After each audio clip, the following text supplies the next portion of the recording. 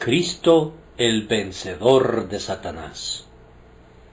Y pondré enemistad entre ti y la mujer, y entre tu simiente y la simiente suya. Ésta te herirá en la cabeza, y tú le herirás en el calcañar. Génesis 3:15.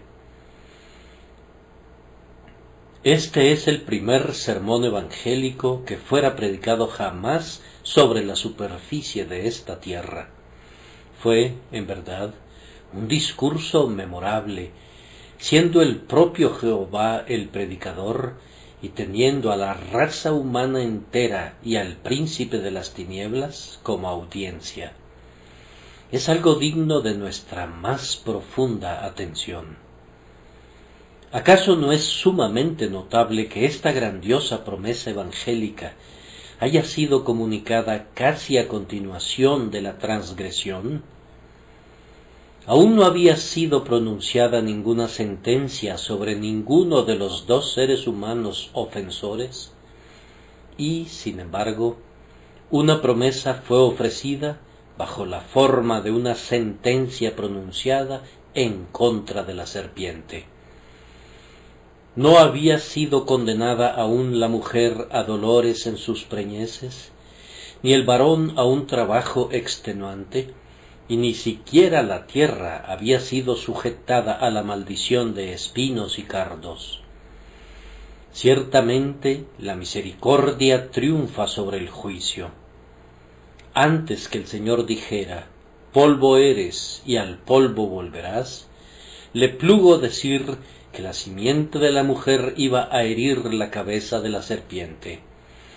Regocijémonos, entonces, por la pronta misericordia de Dios que vino con palabras consoladoras para nosotros en las primeras vigilias de la noche del pecado. Estas palabras no fueron dirigidas directamente a Adán y a Eva, sino que estaban claramente dirigidas a la propia serpiente para comunicarle el castigo por lo que había hecho. Aquel fue un día de cruel triunfo para la serpiente. Le embargaba el gozo que su tenebrosa mente era capaz de experimentar, pues se había entregado a su malicia y había gratificado su inquina. Había destruido en el peor sentido una parte de las obras de Dios, había introducido el pecado en el nuevo mundo, había sellado a la raza humana con su propia imagen y había acumulado nuevas fuerzas para promover la rebelión y para multiplicar la transgresión, y por tanto sentía esa suerte de alegría que puede conocer un demonio que lleva un infierno en su interior. Pero ahora Dios interviene, asume el pleito personalmente y hace que el demonio sea avergonzado en el propio campo de batalla en el que había obtenido un éxito temporal. Le dice al dragón que él se encargará de habérselas con él. Esta contienda no será entre la serpiente y el hombre, sino entre Dios y la serpiente. Dios dice con solemnes palabras: pondré enemistad entre ti y la mujer, y entre tu simiente y la simiente suya, y promete que en el cumplimiento del tiempo surgirá un adalid, el cual, si bien sufrirá, golpeará al poder del mal en una parte vital y herirá a la serpiente en la cabeza. Me parece que este era un mensaje de misericordia todavía más consolador para Adán y Eva, porque tendrían la seguridad de que el tentador sería castigado, y como ese castigo implicaba una bendición para ellos, la venganza merecida por la serpiente sería la garantía de misericordia para ellos mismos.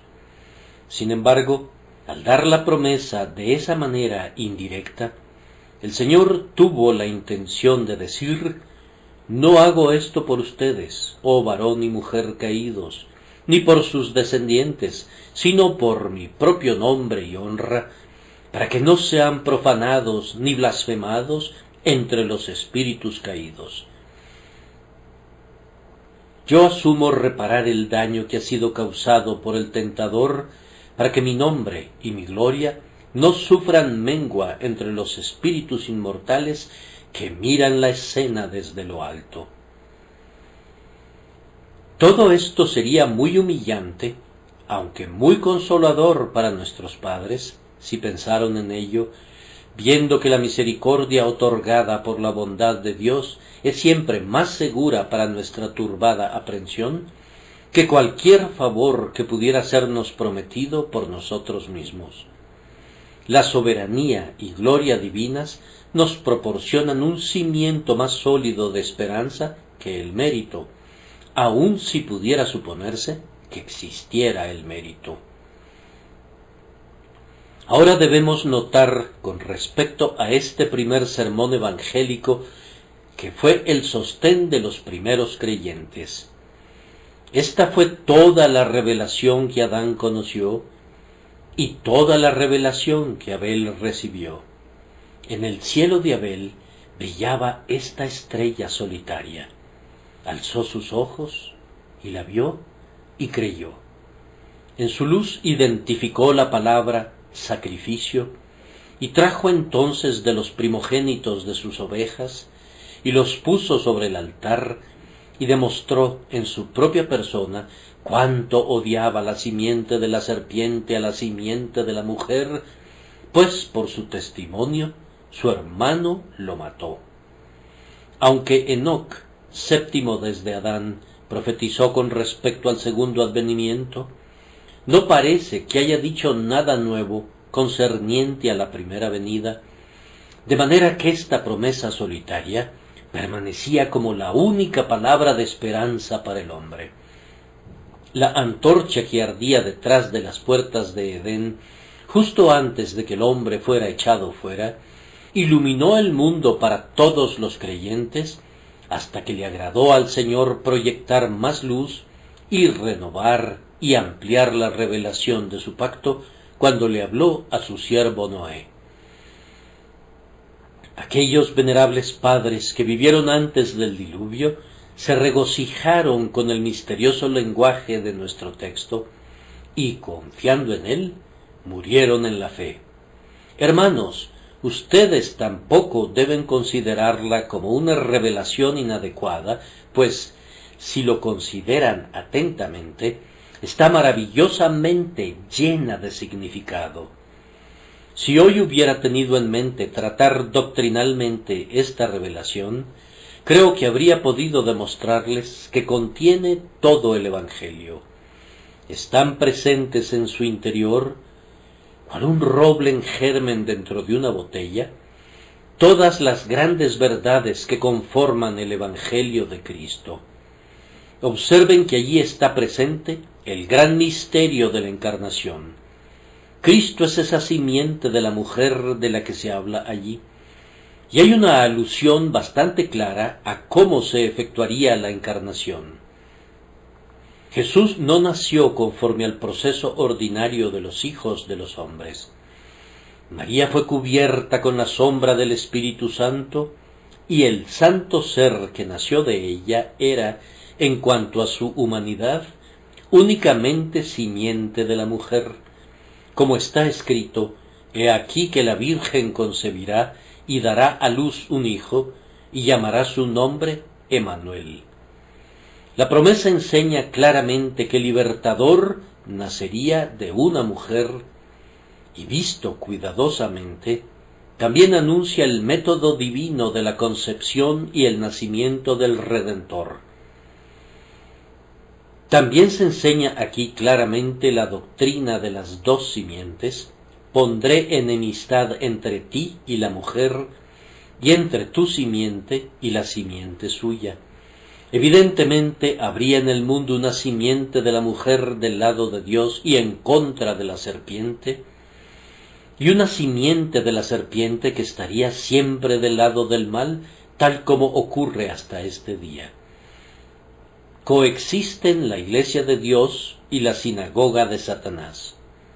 Vemos a un Abel y a un Caín, a un Isaac y a un Ismael, a un Jacob y a un Esaú, Vemos a los que son nacidos según la carne y que son hijos de su padre el diablo, pues hacen sus obras. Y vemos a los que son nacidos de nuevo, nacidos según el Espíritu, según el poder de la vida de Cristo, que son en Cristo Jesús la simiente de la mujer y que contienden denodadamente contra el dragón y su simiente. Aquí también está claramente anunciado el grandioso hecho de los sufrimientos de Cristo. Tú le herirás en el calcañar. Dentro del significado de esas palabras encontramos la historia completa de los dolores de nuestro Señor desde Belén hasta el Calvario. Ésta te herirá en la cabeza. Ahí está el desmoronamiento del regio poder de Satanás. Ahí está la remoción del pecado. Ahí está la destrucción de la muerte por la resurrección. Ahí está el llevar cautiva la cautividad en la ascensión. Ahí está la victoria de la verdad en el mundo por medio del descenso del Espíritu. Y ahí está la gloria de los últimos días en los que Satanás será atado. Y ahí está, por último, el lanzamiento del maligno y de todos sus seguidores en el lago de fuego. Tanto el conflicto como la victoria están dentro del significado de estas palabras fructíferas. Pudieran no haber sido plenamente comprendidas por quienes las oyeron por primera vez, pero para nosotros están ahora llenas de luz. Inicialmente el texto semeja un pedernal, duro y frío, pero de él salen chispas en abundancia, pues escondidos fuegos de infinito amor y de gracia se ubican en su interior. Debemos regocijarnos sobremanera por esta promesa de un Dios misericordioso. Nosotros desconocemos qué entendieron nuestros primeros padres con esta promesa, pero podemos tener la seguridad de que extrajeron de ella muchísimo consuelo. Seguramente entendieron que no iban a ser destruidos inmediatamente, porque el Señor había hablado de una simiente. Argumentarían que era necesario que Eva viviera si de ella vendría una simiente. Entendieron también que si esa simiente habría de vencer a la serpiente y herirla en su cabeza, eso tenía que ser un buen augurio para ellos mismos. No podían dejar de ver que les habría de ser conferido algún grande y misterioso beneficio por la victoria que su simiente obtendría sobre el instigador de su ruina. Siguieron adelante creyendo esto, y fueron consolados en los dolores de las preñeces y en los arduos trabajos, y no dudo de que tanto Adán como su esposa entraran en el reposo eterno creyendo en esas cosas. Esta mañana me propongo utilizar este texto de tres maneras. Primero, notaremos sus hechos. En segundo lugar, consideraremos la experiencia en el interior del corazón de cada creyente que concuerda con esos hechos. Y luego, en tercer lugar, consideraremos el estímulo que tanto el texto como su contexto en su conjunto nos proporcionan. Los hechos. Los hechos son 4, y yo les pido su profunda atención a los mismos. El primero es que fue provocada una enemistad. El texto comienza: pondré enemistad entre ti y la mujer. Habían sido muy amigos. La mujer y la serpiente se habían tratado. La mujer pensaba en aquel tiempo que la serpiente era su amiga, y era su amiga a tal grado que siguió su consejo a pesar del precepto de Dios, y estuvo dispuesta a creer cosas malas acerca del grandioso Creador sólo porque esta serpiente astuta y malvada se las insinuaba. Ahora bien, en el momento en que Dios habló, esa amistad entre la mujer y la serpiente había concluido en cierta medida, pues ella había acusado a la serpiente ante Dios, diciendo: la serpiente me engañó y comí. Hasta aquí todo va bien. La amistad de los pecadores no dura mucho. Ya han comenzado a contender y entonces el Señor interviene y aprovecha misericordiosamente el altercado que había iniciado y dice: voy a acrecentar este desacuerdo y voy a poner enemistad entre ti y la mujer. Satanás contaba con que los descendientes del hombre serían sus aliados, pero Dios iba a romper ese pacto con el infierno e iba a levantar una simiente que haría la guerra contra el poder satánico. Tenemos entonces aquí la primera declaración de Dios de que establecerá un reino rival que se opondrá a la tiranía del pecado y de Satanás, que generará en los corazones de una simiente elegida una enemistad contra el mal, de tal manera que lucharán contra él y con mucho esfuerzo y dolor vencerán al príncipe de las tinieblas. El Espíritu Divino ha cumplido abundantemente este plan y propósito del Señor, combatiendo con el ángel caído por medio de un varón glorioso y convirtiendo al hombre en el enemigo y vencedor de Satanás. A partir de aquel momento, la mujer habría de odiar al maligno y no dudo que lo hiciera. Tenía muchas razones para hacerlo, y cuantas veces pensara en él, lo haría con un infinito remordimiento de haber escuchado sus palabras maliciosas y engañosas. La simiente de la mujer ha tenido también una perenne enemistad con el maligno. No me refiero a la simiente carnal, pues Pablo nos dice: no los que son hijos según la carne son los hijos de Dios, sino que los que son hijos según la promesa son contados como descendientes.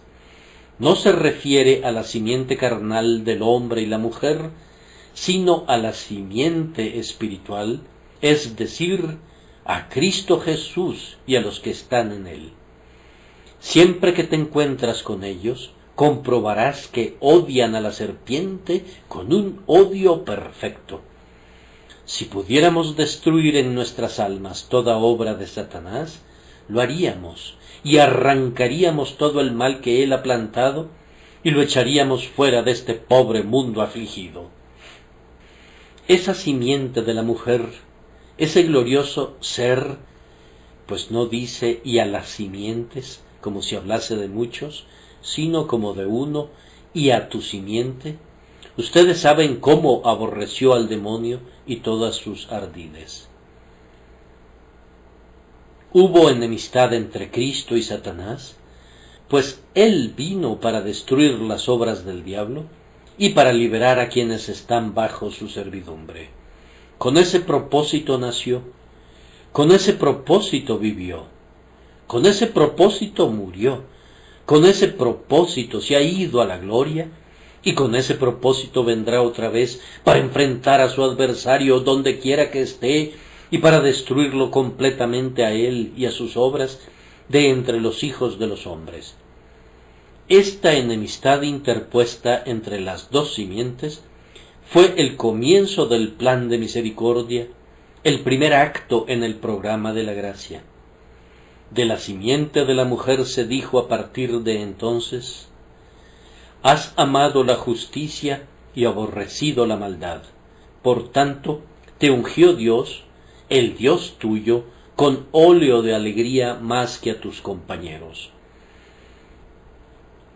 Luego viene la segunda profecía, que también se ha convertido en un hecho, es decir, la llegada del adalid. Por la promesa, la simiente de la mujer ha de ser defensora de la causa y oponerse al dragón. Esa simiente es el Señor Jesucristo. El profeta Miqueas dice: pero tú, Belén Efrata, pequeña para estar entre las familias de Judá, de ti me saldrá el que será Señor en Israel, y sus salidas son desde el principio, desde los días de la eternidad, pero los dejará hasta el tiempo que dé a luz la que ha de dar a luz. Las palabras de la profecía no pueden referirse a nadie más que al bebé nacido de la bienaventurada Virgen en Belén. Ella fue la que concibió y dio a luz un hijo, y es con respecto a su hijo que cantamos: un niño nos es nacido, hijo nos es dado, y el principado sobre su hombro, y se llamará su nombre admirable, consejero, Dios fuerte, Padre eterno, príncipe de paz. En la memorable noche en Belén, cuando los ángeles cantaron en el cielo, apareció el linaje de la mujer, y tan pronto como vio la luz, la antigua serpiente, el demonio, entró en el corazón de Herodes para matarlo si fuese posible, pero el Padre lo preservó y no permitió que nadie pusiese las manos encima del linaje. Tan pronto como entró en el escenario de la acción, 30 años después, Satanás lo enfrentó en un combate cuerpo a cuerpo. Ustedes conocen la historia de la tentación en el desierto y cómo la simiente de la mujer luchó allí con aquel que era un mentiroso desde el principio. El demonio le atacó 3 veces con toda la artillería de la adulación, de la malicia, de la astucia y de la falsedad, pero el adalid sin par permaneció ileso y echó fuera del campo a su enemigo. Luego nuestro Señor estableció su reino y atrajo a él a uno y a otro, y llevó la guerra al país del enemigo. En diversos lugares echó fuera demonios. Habló al espíritu malvado e inmundo, diciéndole: yo te mando, sal de él, y el demonio fue expulsado. Legiones de demonios huyeron delante de él. Buscaban esconderse en los cerdos para escapar del terror de su presencia. ¿Has venido acá para atormentarnos antes de tiempo? Era su alarido cuando el Cristo taumaturgo los desalojaba de los cuerpos que ellos atormentaban. Sí, y él hizo que sus propios discípulos fueran poderosos contra el maligno, pues en su nombre echaban fuera demonios, al punto que Jesús dijo: yo veía a Satanás caer del cielo como un rayo. Luego vino un segundo conflicto personal, pues yo entiendo que las aflicciones de Getsemaní fueron en gran medida causadas por un ataque personal de Satanás, pues nuestro Maestro dijo: esta es vuestra hora y la potestad de las tinieblas. Dijo también: viene el príncipe de este mundo. ¡Qué lucha fue aquella! Aunque Satanás nada tenía en Cristo, buscaba, de ser posible, apartarlo de consumar el grandioso sacrificio. Y allí sudó nuestro Maestro como grandes gotas de sangre que caían hasta la tierra en la agonía que le costó contender con el diablo. Fue entonces que nuestro adalid comenzó la última lucha de todas, que ganó al punto que hirió la cabeza de la serpiente. Y no terminó hasta que hubo despojado a los principados y a las potestades, y los hubo exhibido públicamente. Ahora ha pasado la hora de las tinieblas, Cristo ha asumido su reinante poder. He aquí el gran acusador ha sido derrocado de su asiento para no reinar más. Nuestro glorioso Señor continúa el conflicto en su simiente. Nosotros predicamos a Cristo crucificado, y cada sermón hace que tiemblen las puertas del infierno. Nosotros llevamos a los pecadores a Jesús por el poder del Espíritu, y cada convertido es una piedra arrancada de la pared del poderoso castillo de Satanás. Sí, y el día vendrá cuando el maligno será vencido en todas partes, y serán cumplidas las palabras de Juan en el Apocalipsis. Y fue lanzado fuera el gran dragón, la serpiente antigua, que se llama Diablo y Satanás, el cual engaña al mundo entero. Fue arrojado a la tierra, y sus ángeles fueron arrojados con él. Entonces oí una gran voz en el cielo que decía: Ahora ha venido la salvación, el poder y el reino de nuestro Dios y la autoridad de su Cristo, porque ha sido lanzado fuera el acusador de nuestros hermanos, el que los acusaba delante de nuestro Dios día y noche. Así prometió el Señor Dios en las palabras de nuestro texto un adalid que sería la simiente de la mujer, y entre él y Satanás habría guerra por los siglos de los siglos. Ese adalid ha llegado, el hijo varón ha nacido, y aunque el dragón está airado con la mujer y hace la guerra contra el remanente de su simiente que guarda el testimonio de Jesucristo, no obstante la batalla es del Señor, y la victoria le corresponde a aquel cuyo nombre es fiel y verdadero, quien juzga y hace la guerra en justicia. El tercer hecho que surge del texto, aunque no en ese orden preciso, es que el calcañar de nuestro adalid sería herido. ¿Necesitan que les explique esto? Ustedes saben cómo a lo largo de toda su vida, su calcañar, esto es, su parte inferior, su naturaleza humana, era sometida a sufrir perpetuamente. Él llevó nuestras enfermedades y dolores. Pero la provocación de las heridas llegó principalmente cuando, tanto en cuerpo como en mente, su naturaleza humana entera fue conducida a la agonía, cuando su alma estaba muy triste hasta la muerte, y sus enemigos traspasaron sus manos y sus pies, y él soportó la vergüenza y el dolor de la muerte por crucifixión. Miren a su Señor y a su Rey sobre la cruz, todo teñido con sangre y polvo. Allí fue herido su calcañar de manera sumamente cruel.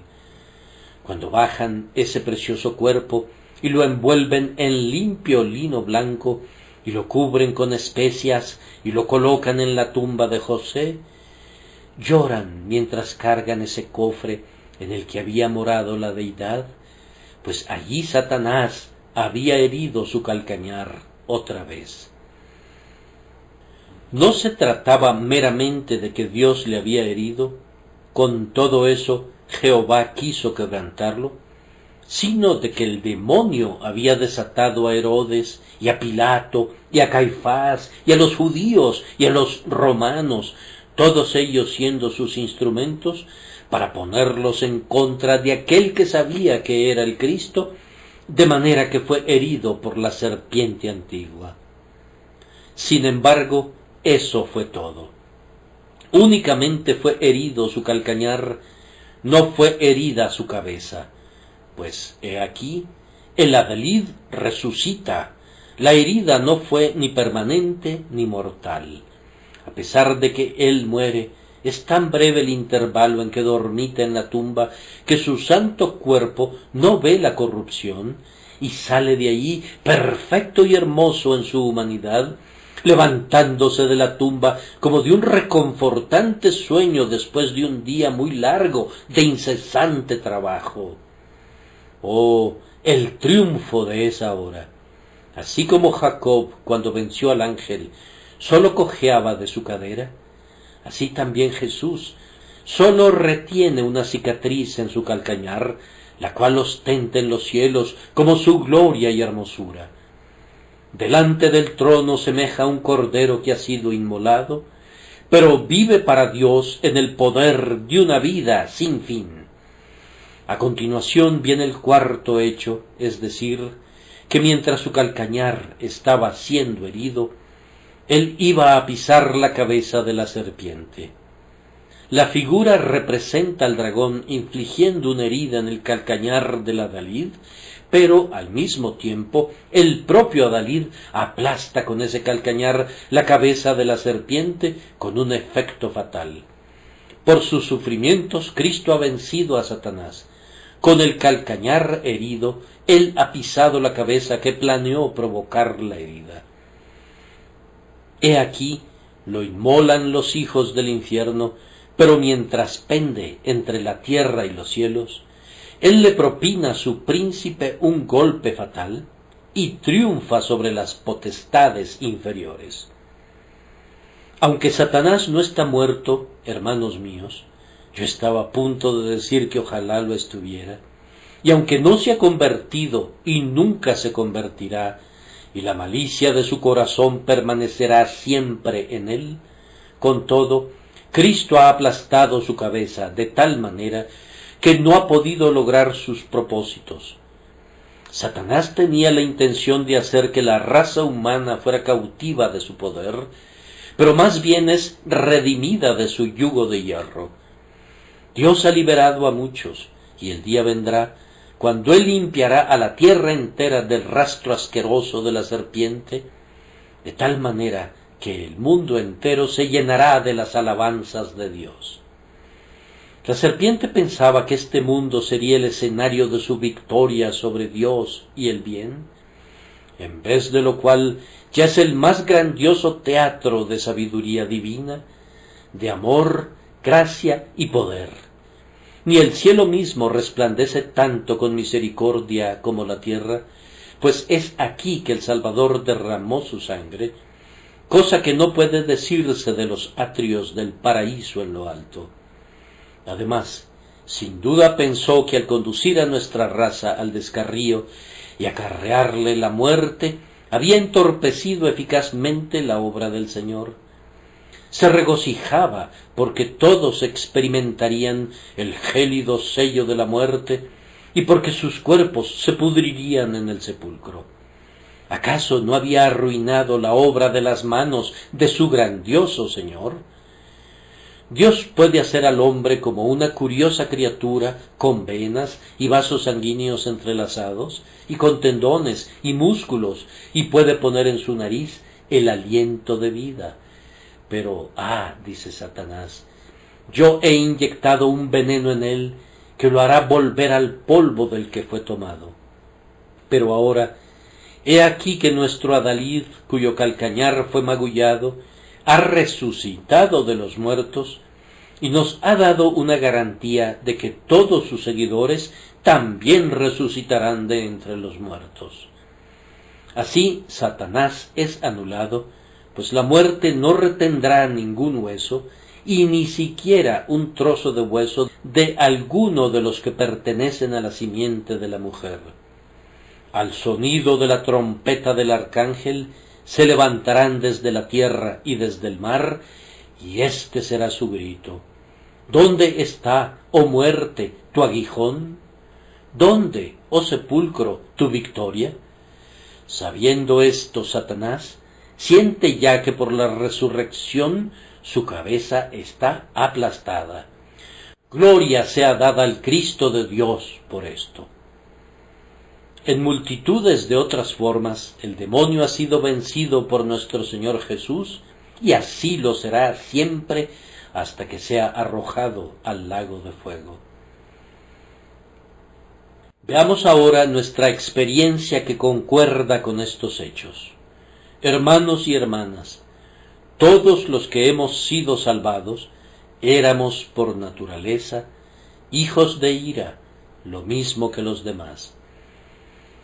Prescindiendo de cuán piadosos hayan sido nuestros padres, el primer nacimiento no nos trajo ninguna vida espiritual, pues la promesa no es para los que son engendrados de sangre, ni de voluntad de carne, ni de voluntad de varón, sino sólo para quienes son engendrados de Dios. Lo que es nacido de la carne, carne es, no puede lograrse que sea otra cosa, sigue siendo lo mismo, y la carne, o la mente carnal, permanece en la muerte. Los designios de la carne no se sujetan a la ley de Dios, ni tampoco pueden. Aquel que nace en este mundo solo una vez, y no sabe nada del nuevo nacimiento, debe ubicarse en medio de la simiente de la serpiente, pues únicamente por la regeneración podemos reconocernos como la simiente verdadera. ¿Cómo trata Dios con nosotros que somos sus llamados y sus escogidos? Él tiene la intención de salvarnos. ¿Y cómo obra para ese fin? Lo primero que hace es que viene a nosotros en misericordia y pone enemistad entre nosotros y la serpiente. Esa es la primerísima obra de gracia. Una vez hubo paz entre nosotros y Satanás.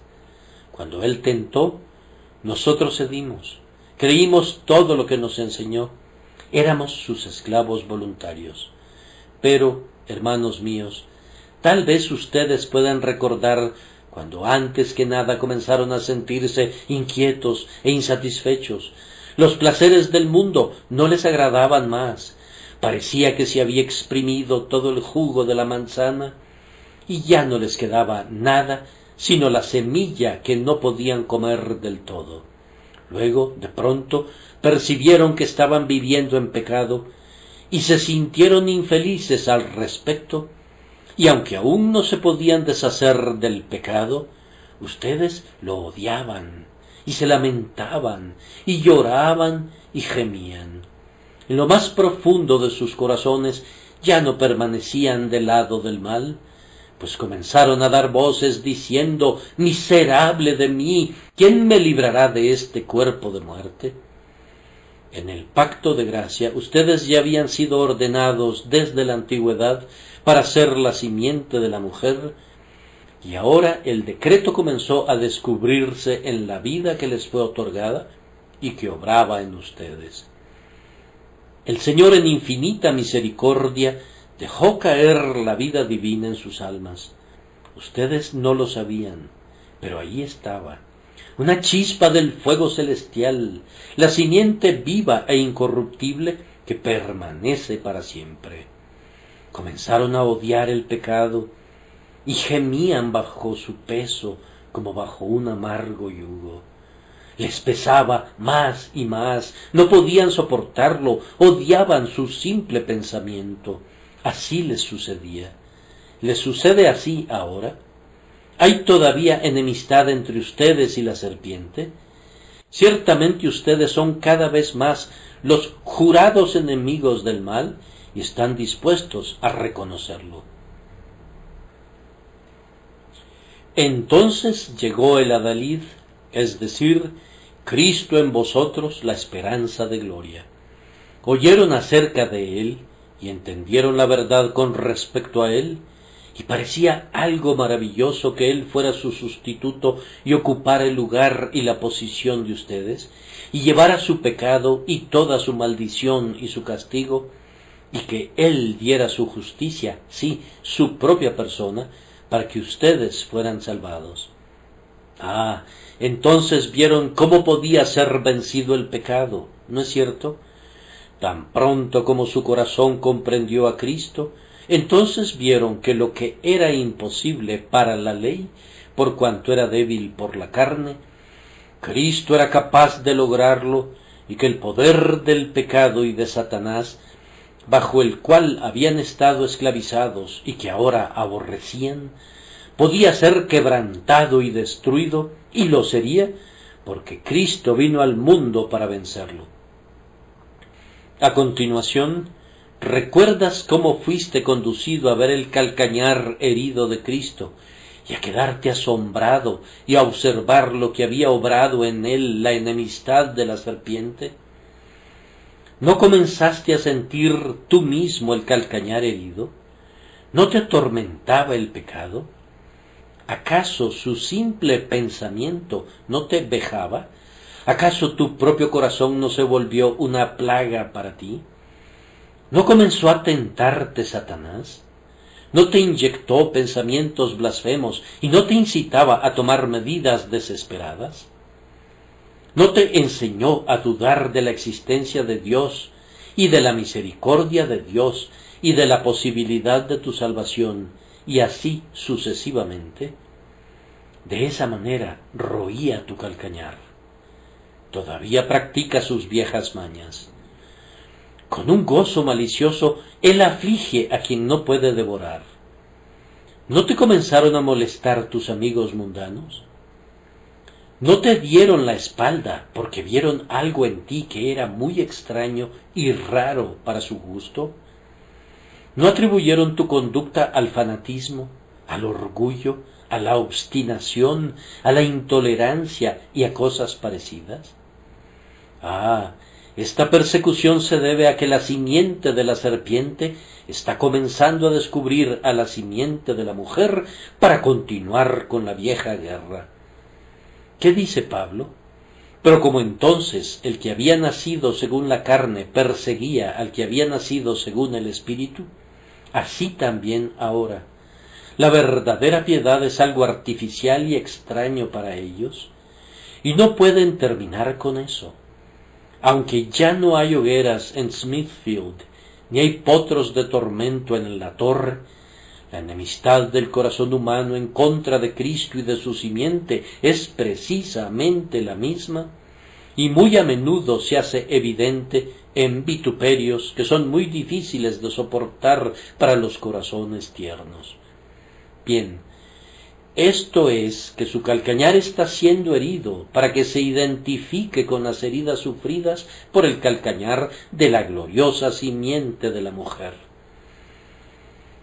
Pero, hermanos, ¿saben algo del otro hecho? Es decir, que nosotros vencemos, pues la cabeza de la serpiente es quebrantada en nosotros. ¿Cómo dices? ¿Acaso no son quebrantados en ustedes el poder y el dominio del pecado? ¿Acaso no sienten que no pueden pecar porque son nacidos de Dios? Algunos pecados que eran una vez amos de ustedes no los turban ahora. Conocí a un hombre que era culpable de decir juramentos profanos, pero desde el momento de su conversión no ha tenido nunca ninguna dificultad con eso. Hemos conocido a un hombre arrebatado a la borrachera, y por la gracia divina, la cura ha sido muy maravillosa y completa. Hemos conocido a unos individuos que han sido liberados de una vida inmunda y se han vuelto castos y puros de inmediato porque Cristo le ha propinado tales golpes al antiguo dragón que ya no podía tener poder sobre ellos en ese sentido. La simiente elegida peca y lo lamenta, pero no son esclavos del pecado. Su corazón no va tras el pecado. Tienen que decir algunas veces, lo que aborrezco, eso hago, pero son infelices cuando es así. Ellos están de acuerdo en su corazón que la ley de Dios es buena, y suspiran y claman pidiendo ayuda para obedecerla, pues ya no están más bajo la esclavitud del pecado. En ellos son quebrantados el poder reinante y el dominio de la serpiente. A continuación, es quebrantado de esta manera, que la culpa del pecado desaparece. El gran poder de la serpiente radica en el pecado no perdonado. La serpiente clama, te he hecho culpable, yo te puse bajo maldición. No, decimos nosotros, hemos sido liberados de la maldición y ahora somos bendecidos, pues escrito está, bienaventurado aquel cuya transgresión ha sido perdonada y cubierto su pecado. Ya no somos más culpables, pues ¿quién acusará a los escogidos de Dios? Cristo es el que ha justificado. ¿Quién es el que condenará? He aquí un golpe contundente a la cabeza del antiguo dragón, del que nunca se recuperará. Con mucha frecuencia el Señor nos concede saber también qué es vencer la tentación y romper así la cabeza del diablo. Satanás nos atrae con muchas carnadas. Él ha estudiado bien nuestros puntos, conoce la debilidad de la carne, pero muchísimas veces, bendito sea Dios, lo hemos anulado completamente para su eterna vergüenza. El diablo debe de haberse sentido ruin aquel día cuando trató de vencer a Job, cuando lo arrastró hasta un muladar, le robó todo, lo cubrió de llagas, y con todo no pudo hacer que cediera. Job venció cuando clamó, he aquí, aunque él me matare, en él esperaré.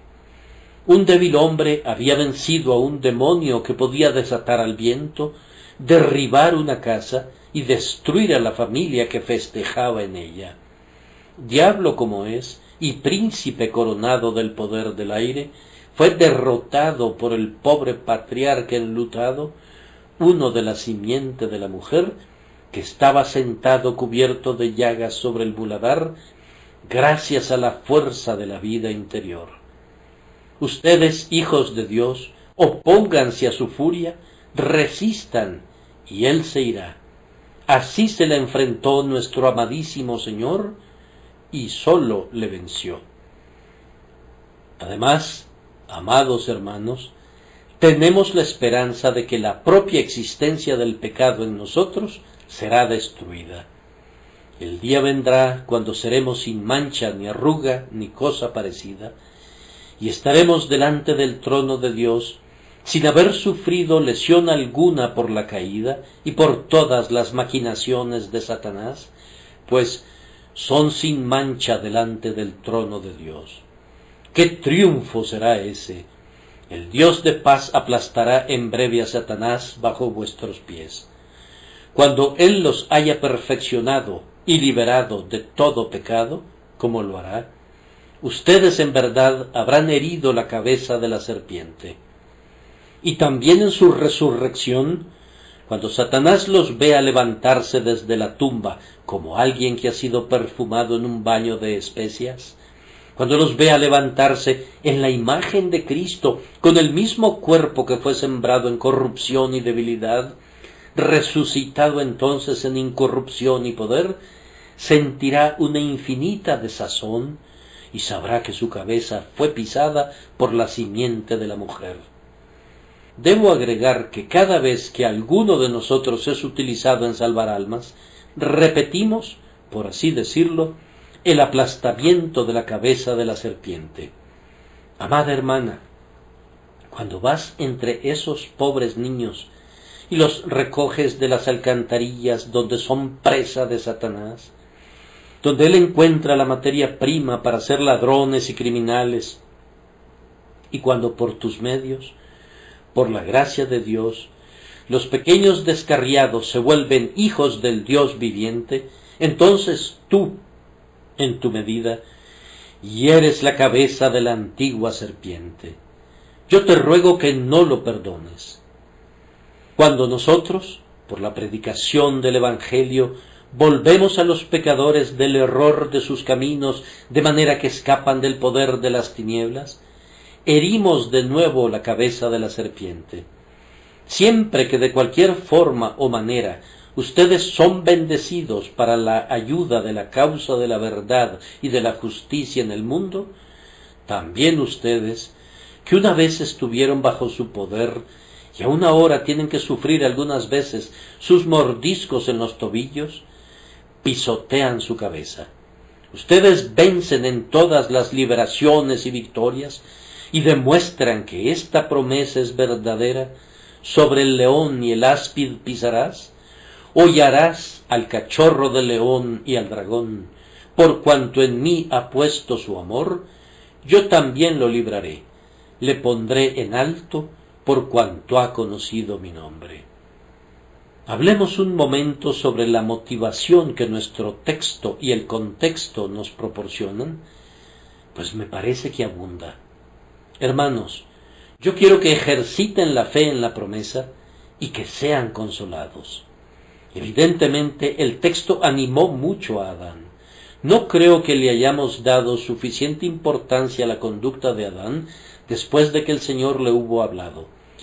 Noten la sencilla pero concluyente prueba que dio de su fe.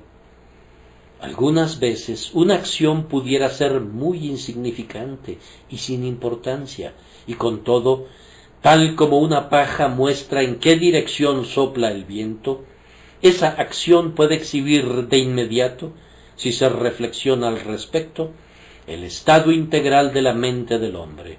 Adán actuó creyendo en lo que Dios dijo, pues leemos: y llamó Adán el nombre de su mujer Eva o vida, por cuanto ella era madre de todos los vivientes. versículo 20. Ella no era de ninguna manera una madre en ese momento, pero como la vida vendría por medio de ella, en virtud de la simiente prometida, Adán afirma su plena convicción en la verdad de la promesa, aunque en aquel momento la mujer no hubiera dado a luz a ningún hijo. Allí estaba Adán, recién salido de la imponente presencia de Dios. ¿Qué más podía decir? Pudo haber dicho con el profeta: mi carne se ha estremecido por temor de ti, pero aún entonces se vuelve hacia su culpable compañera al tiempo que ella está temblando allí también y la llama Eva, madre de la vida por venir. El padre Adán habló grandilocuentemente. Eso lo hace elevarse en nuestra estimación.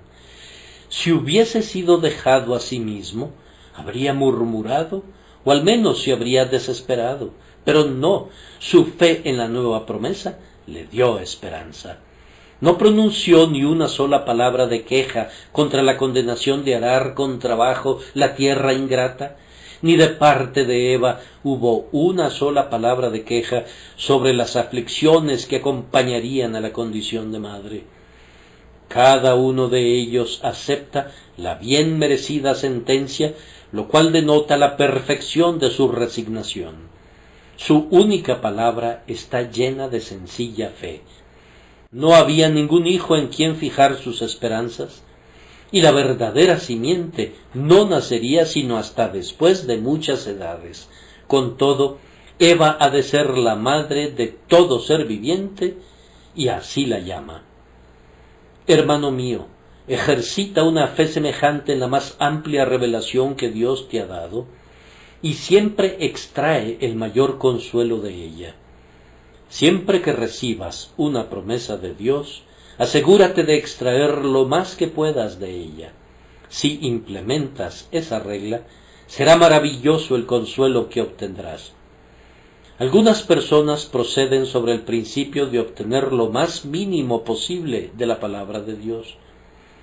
Yo creo que un plan de ese tipo es una manera apropiada con respecto a un hombre de palabra, entenderla siempre al mínimo, porque eso es lo que quiere decir. Pero la palabra de Dios ha de ser entendida al máximo, pues Él hará abundantemente por encima de lo que pides o incluso de lo que piensas.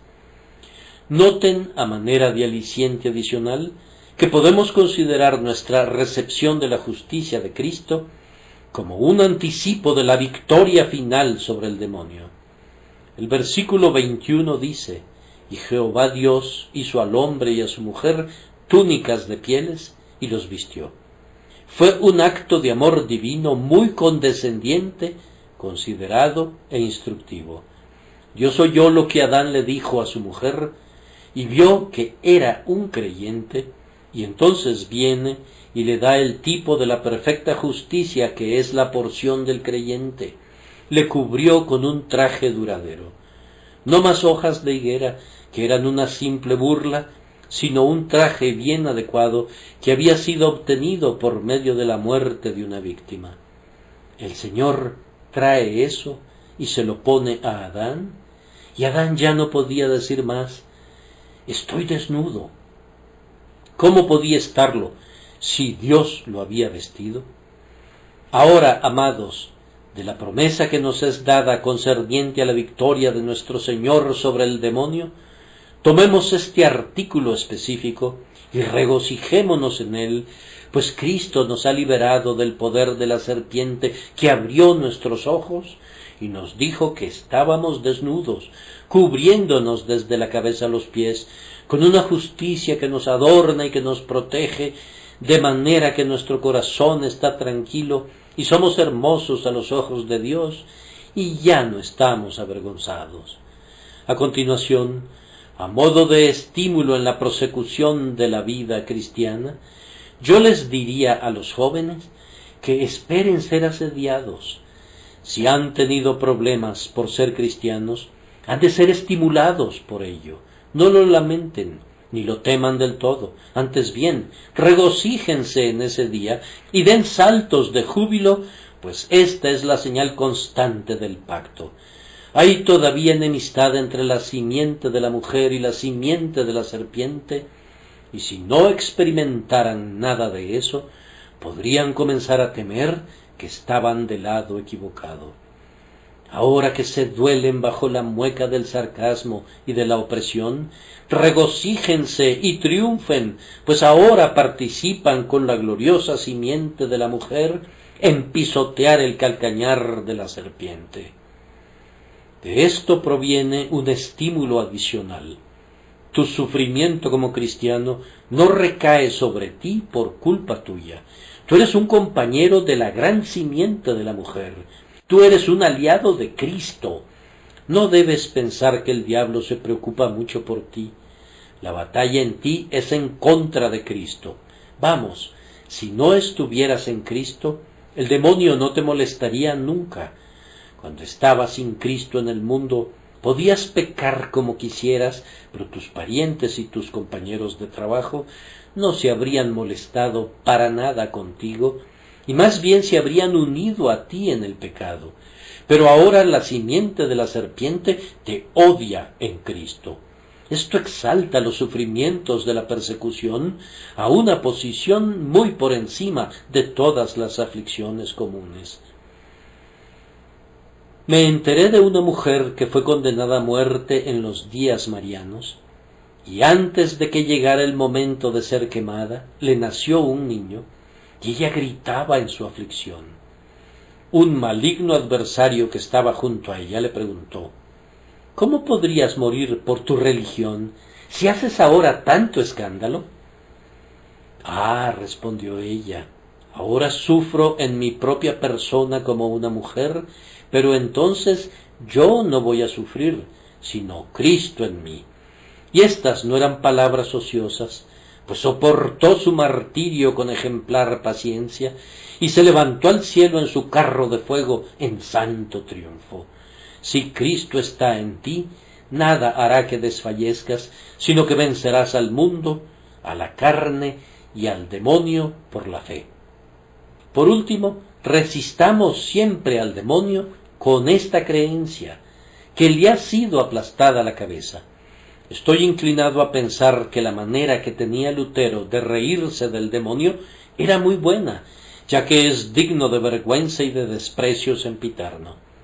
Lutero le arrojó una vez un tintero a la cabeza cuando lo estaba tentando muy intensamente, y aunque el acto en sí mismo pareciera ser muy absurdo, fue con todo una verdadera ilustración de lo que ese gran reformador fue a lo largo de toda su vida, pues los libros que escribió equivalían verdaderamente a un tintero arrojado a la cabeza del diablo.